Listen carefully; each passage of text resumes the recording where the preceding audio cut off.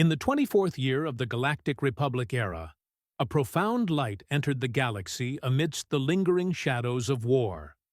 Leia Organa, daughter of Vader, Jedi-trained leader of the burgeoning New Republic, brought forth a new life. On a world still finding its footing after generations of tyranny, her son, Ben, was born. His arrival resonated through the Force, a pure, innocent melody of burgeoning life, a promise of renewal for a galaxy scarred by shadow. Han Solo, the famed scoundrel, stood vigil by Leia's side, his usual bluster replaced by a silent, powerful tenderness as he witnessed the birth of his son. His love, a steadfast anchor in the chaos, embraced Leia and their newborn. For Luke, far on his lonely quest for Jedi knowledge, a ripple of connection, subtle yet undeniable, passed through the cosmic energy. A brief, warm echo of his twin sister's joy, a promise of an heir to the Force. From his earliest years, both Leia and Luke would gently introduce Ben to small aspects of the Force, nurturing his innate connection. All who knew the truth of his lineage felt the hope, yet none could perceive the seeds of storm that always accompany such profound power. 4 years had passed since that auspicious birth, and for Luke Skywalker, the true conflict lay not in blaster fire, but in the silence of forgotten truths. His quest to rebuild the Jedi Order had deepened into an ascetic's pilgrimage. On a desolate, storm-ravaged world, deliberately obscured from common sight, his search culminated. He found it, the hidden library of Jocasta Nu, a treasure trove of wisdom meticulously preserved against the Empire's purge. Yet, at the very moment of his greatest discovery, a different sensation, startling in its clarity, pierced his meditative focus.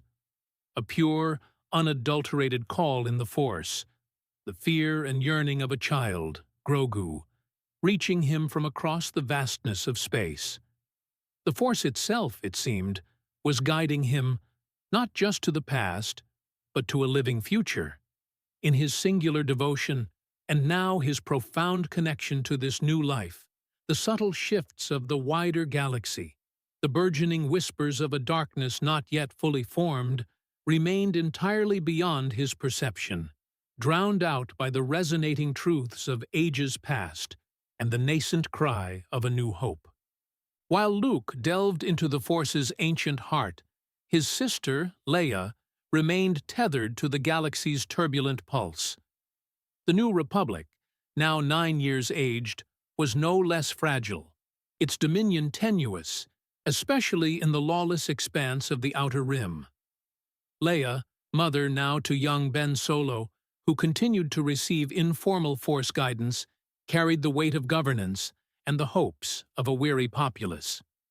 She navigated the ceaseless political labyrinth, battling not armies, but endless squabbles, economic crises, and the stubborn remnants of imperial influence that clung to power like barnacles to a hull. Her Force intuition, a silent ally, guided her through treacherous negotiations, allowing her to sense the true intentions behind smiling faces.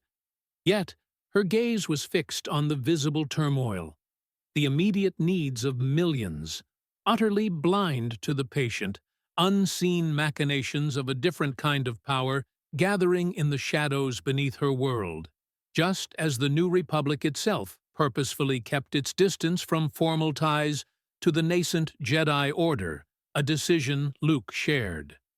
Yet, beneath the fragile peace and the Jedi's distant quest, a true power, patient and insidious, had taken root.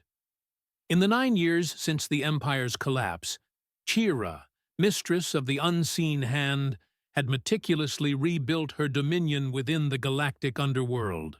Her Kurenai covenant, still a clandestine ambition more than an overt organization, served as the ideological core around which she gathered influence and resources. She orchestrated vast smuggling networks, exploited desperate populations, and skillfully pitted rival syndicates against each other, always emerging stronger. Her intellect, honed by a life of shadows, was her only weapon, and the deep knowledge of ancient cults, her secret engine. Her power was growing, a hidden web of influence spreading across the outer rim, and like a predator stalking its prey, she remained entirely unseen, unheard, and unfelt by the force sensitives of the galaxy, who were focused on their noble but ultimately limited horizons.